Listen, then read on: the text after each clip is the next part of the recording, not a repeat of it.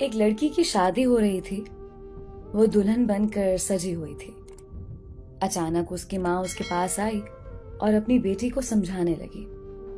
یقین کیجیے اگر یہ نصیحت ہم اپنی بہنوں یا بیٹیوں کو کریں تو باخدا ان کا گھر ہمیشہ آباد رہے گا اور انہیں زندگی میں کبھی پریشانی کا سامنا نہیں کرنا پڑے گا.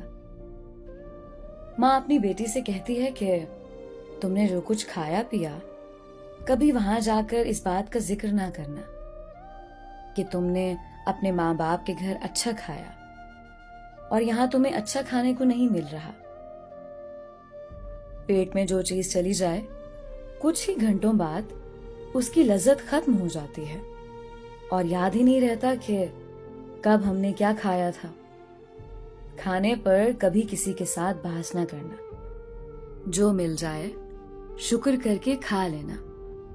بیٹی، جس طرح تم نے اس گھر کو اپنا سمجھ کر صرف اس گھر کی تعریفیں کی ہیں، اسی طرح اس گھر کو اپنا سمجھ کر اس کی بھی تعریفیں کرنا. کبھی برائی نہ کرنا. بے شک اب وہی تمہارا اپنا گھر ہے. بیٹی، تم نے ماسٹر کیا ہے مگر اپنی پڑھائی کا روب اپنے سسرال والوں پر مت استعمال کرنا. کبھی ان کو یہ نہ کہنا کہ میں آپ سے زیادہ جانتی ہوں. بے شک اپنے گھر کے معاملے میں وہ تم سے زیادہ جانتے ہیں کیونکہ ہر گھر کے اپنے الگ اصول ہوتے ہیں.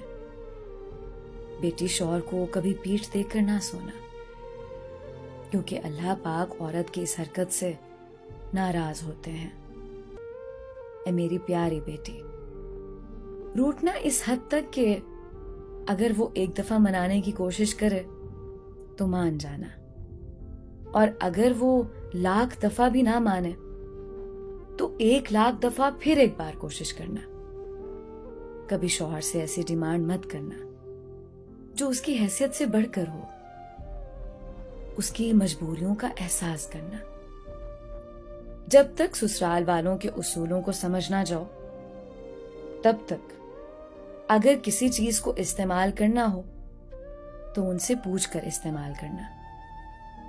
اس گھر کے سبھی افراد کا خیال ایسے رکھنا جیسے اس گھر کے افراد کا رکھتے تھے.